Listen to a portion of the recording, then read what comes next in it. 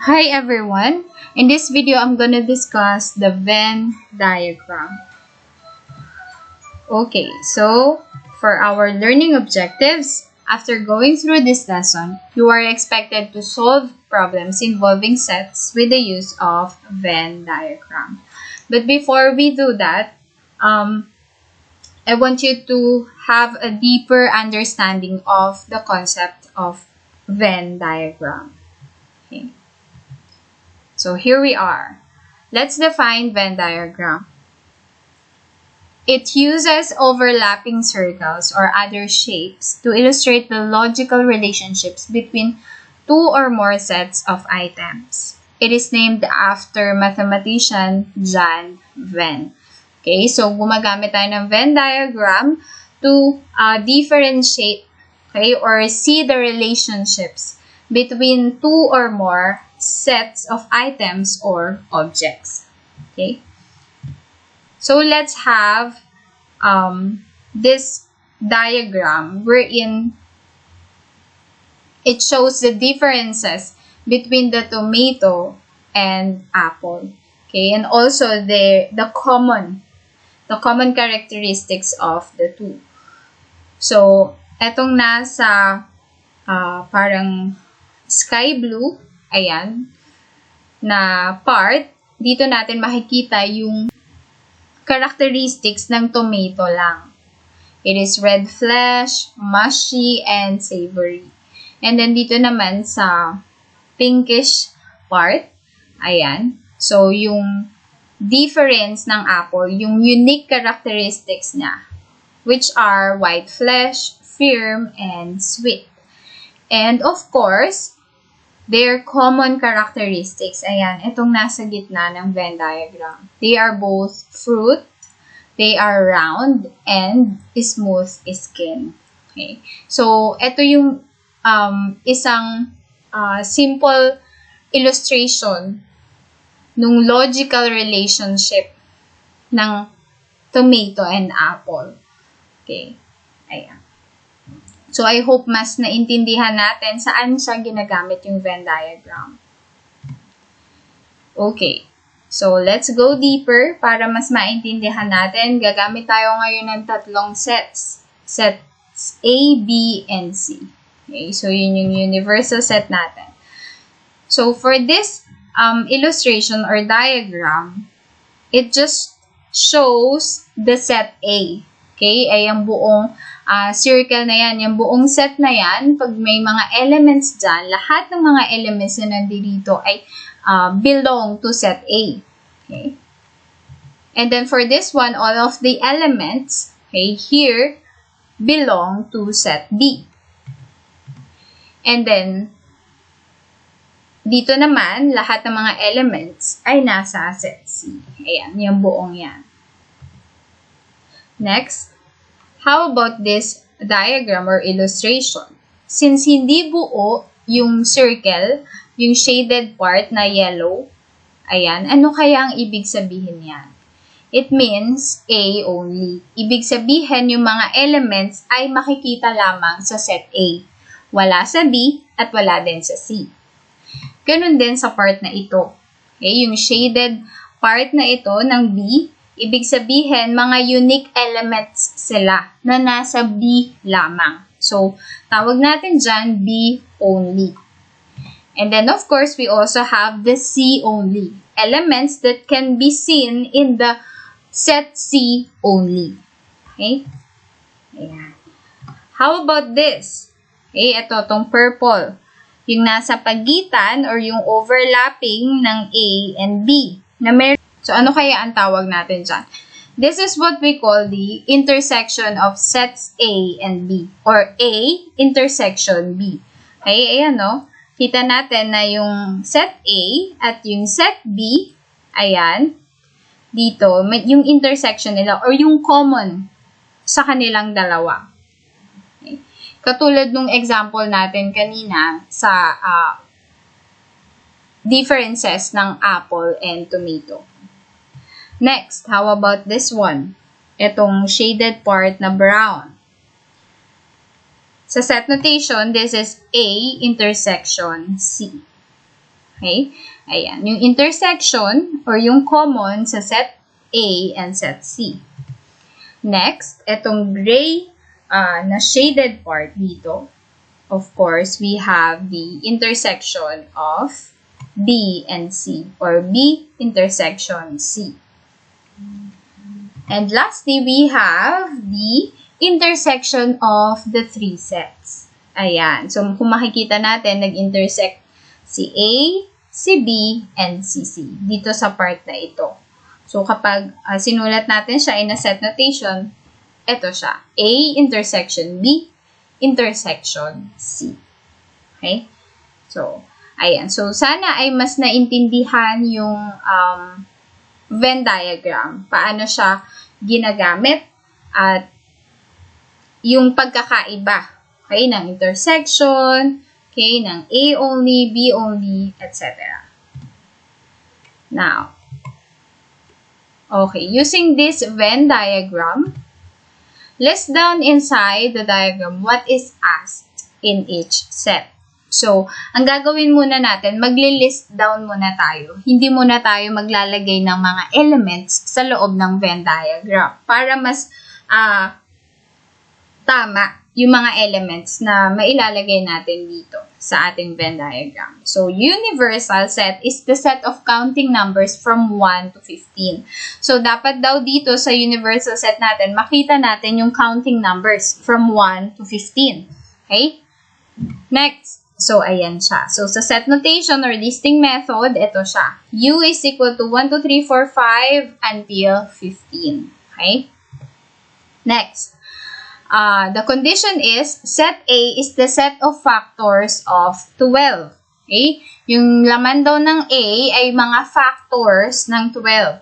So, ano ba yung mga factors ng 12? We have A is equal to 1, 2, 3, 4, 6, and 12. Ano nga ulit yung ibig sabihin ng factors? Pag sinabi natin factors, itong mga numbers na ito, okay, 12 can be divided by these numbers. And then, makakakuha tayo ng whole number or ng natural number. Okay? So, 12 divided by 12 is 1. 12 divided by 6 is 2. 12 divided by 4 is 3. 12 divided by 3 is 4. 12 divided by 2 is 6. And 12 divided by 1 is 12. Diba? So, lahat ng ito ay factors ng 12. Next. Set B is the set of prime numbers less than 15. When we say prime numbers, ay review lamang ito. Pag sinabi natin prime numbers, wala siyang ibang factors kundi yung sarili niya at ang 1. Okay? Wala nang iba. So, what are the prime numbers less than 15? We have 2, 3, 5, 7, 11, and 13. 1 is not a prime number. Okay? Special number si 1. Okay? Sana all. Special. Char. Okay, how about the set C? C is the set of even numbers less than 15. Okay, so ngayon, ililist down naman natin yung mga even numbers na mas mababa kaysa sa 15. So, we have C is equal to 2, 4, 6, 8, 10, 12, and 14. So, yan. Nakapag-list down na tayo ng mga sets na kailangan natin para buo tayo dito or mailagay na natin yung element sa tamang place. Okay. Now, balikan natin. Ayan, ito yung universal set, the set A, the set B, and the set C. Okay, what are we going to do first? Have to find the element that is common between the three sets. So, ang kailangan muna nating i-fill in ay ito. Itong part na ito, yung pinakagitna, yung intersection ng sets A, B, and C. So, for these examples, we only have 1, which is 2. Diba? Ayan. Yung common sa sets A, B, and C ay yung 2 lamang.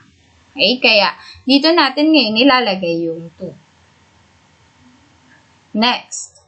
Let us find the intersection between the two sets. So, ngayon, yung intersection ng A at ng B. Okay? Ayan.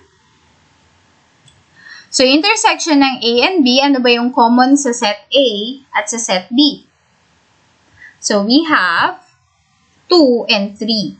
Okay? A intersection B is equal to 2 and 3. But since we already have the element 2 here, ayan, sa intersection ng A, B, and C, so ang ilalagay na lang natin dito sa part na ito ay yung 3 na lang. Ayan. Take note na hindi tayo pwedeng magdoble or umulit ng elements. Okay? Once lang natin siya gagamitin or isusulat. Next one, how about the intersection of A and C? Ayan. So, yung common sa intersection, yung common sa sets A and C are 2, 4, 6, and 12. Ayan. So, again, since we already have the element 2 here, so ang gagamitin na lang natin or ang ilalagay natin sa part na ito ay yung elements 4, 6, and 12. And, of course, we also have the intersection of B and C. Ayan. So, kung titignan natin dito, meron lang isa na common sa kanila, which is 2. Na nandito na sa Venn diagram natin, 'di ba? So, meron pa ba tayong kailangang isulat dito? Wala na. Okay? So, as is na yan. Let's now proceed. So, ang hahanapin naman natin next ay yung elements na belong sa A only, sa B only, and sa C only. So, let's start with the A only. So, since dito, ito, di ba yung buong A, set A, we already have the 2, 3, 4, 6, and 12. Lahat yan ay belong din. Diba? Sa set A. Ayan. 2, 3, 4, 6, and 12. Ano na lang yung wala? Or ano na lang yung element na uniquely na makikita lamang sa set A. Okay? Which is 1. So, yun na lang yung ilalagay natin dito. Sa A only. 1. How about the B only? So, meron na tayong 2 and 3. Diba? Ito yung buong set B. Meron na tayong elements 2 and 3. So, ano na lang yung wala pa? So, we have 5, 7, 11, and 13. So, yun yung ilalagay natin dito sa B only. Okay? So, wag malilito. Dapat tama yung position or yung place. Okay? Kung saan natin ilalagay yung mga elements. Hindi pwedeng kung saan-saan lang. Okay? Kasi, dapat organized. Dapat tama. And, we also have the C only. Since ito yung buong set C, diba? And meron na tayong elements 2, 4, 6, and 12. Ano na lang yung wala? So, we have 8, 10, and 14. Diba? Ayan. Meron pa ba tayong dapat ilagay? Meron pa. Bakit? Kasi ang universal set daw natin ay set of counting numbers from 1 to 15. So, kung titignan natin dito yung elements, hindi pa siya buo. Wala pa dito yung lahat ng counting numbers from 1 to 15. Ano yung nawawala? We have 9 and 15. Yung kumbaga, yung mga elements na nasa universal set. Pero wala siya sa A, wala sa B, at wala din sa C. And those are 9 and 15. Saan natin siya ngayon? Or sila ngayon ilalagay? Ayan, 9 and 15. Kahit saan dito sa labas ng tatlong sets na ito. Pwede natin siyang ilagay. So, now, let's proceed to problem solving. So, this is the situation. 60 students of grade 7 Vindematrix were asked if they have pet animals at home. All of them have. 40 of the students have dogs and 35 have cats. Ayan. So, what are the questions? How many students have dogs only? How many students own cats only? And how many students have both pet animals? Ayan. So, ito yung mga questions na ating sasagutin. So, take note, 60 yung students, 40 daw yung students na may dogs, and 35 yung may cats. Solve the problem. Ayan, ito yung solution natin. Let S sub 1 be equal to the set of students with dogs only. Okay, so gumamit ako nitong S sub 1. Kasi nga, stands for the students, S sub 1. Then, the S sub 2 set of students with both pets. And then, S sub 3 set of students with cats only. Ayan. So, kapag dinraw natin siya sa Venn diagram, ito yung magiging itsura niya. Yung universal set, S sub 1, S sub 2, and S sub 3. Okay? Finding the elements in each region. So, hahanapin natin, diba, yung value or yung bilang ng elements sa S sub 1, sa S sub 2, and sa S sub 3. Or yung bilang ng mga students. Okay? Ayan. So, since ang total ng students natin ay 60, okay? So, dapat kapag kinuha natin yung sum ng S sub 1, ng S sub 2 at ng S sub 3, dapat mag-equal siya sa 60. That's why we use the equation n or number of S sub 1 plus number of S sub 2 plus number of S sub 3 is equal to 60. So, ito yung equation natin. Okay? Okay, next. Meron tayong given na ang sabi, we have 40 students who have dogs. Ito yung part ng dog ng students, diba? Itong S sub 1 at itong S sub 2. Itong buong ito. So, dapat S sub 1 plus S sub 2 should be equal to 40. Kaya, gumamit tayo ng equation na number of S sub 1 plus number of S sub 2 is equal to 40. Dun yan nakuha. Okay? So, wag malilito. Now, let us solve. Hindi pa siya agad ganyan. What we need to do is to just copy the first equation, itong equation na ito, and then yung second equation, mag-change lahat ng signs. Okay? So, yung mga positive, magiging negative. Ayan na siya. Now, let us solve. So, cancel si S sub 1, cancel yung mga S sub 2, at ang matitira ay S sub 3. So, bring down S sub 3, and then 60 minus 40 is equal to 20. So, the number of students who have cats only are 20. So, mayroon na tayong value ng S sub 3 natin. Now, let us solve for the S sub 1. Okay? So, again, mayroon tayong given doon sa ating problem na 35 students have cats. Okay? So, yun yung ating S sub 2 and S sub 3. Kaya pagdating sa equation, we use the number of S sub 2 plus number of S sub 3 is equal to 35. Okay, same process, copy the first equation, and then change the signs, okay, of the second equation. Kaya siya naging ganyan. Okay, now let us solve, cancel the S sub 2, cancel S sub 3, and then bring down S sub 1, and then 60 minus 35 is equal to 25. Okay, so the number of students who have dogs only are 25. So now, let us solve for the S sub 2. Okay, so let's substitute our answers to the equation. Ayan, so ang S sub 1, 25, S sub 3 is 20, and we have this equation.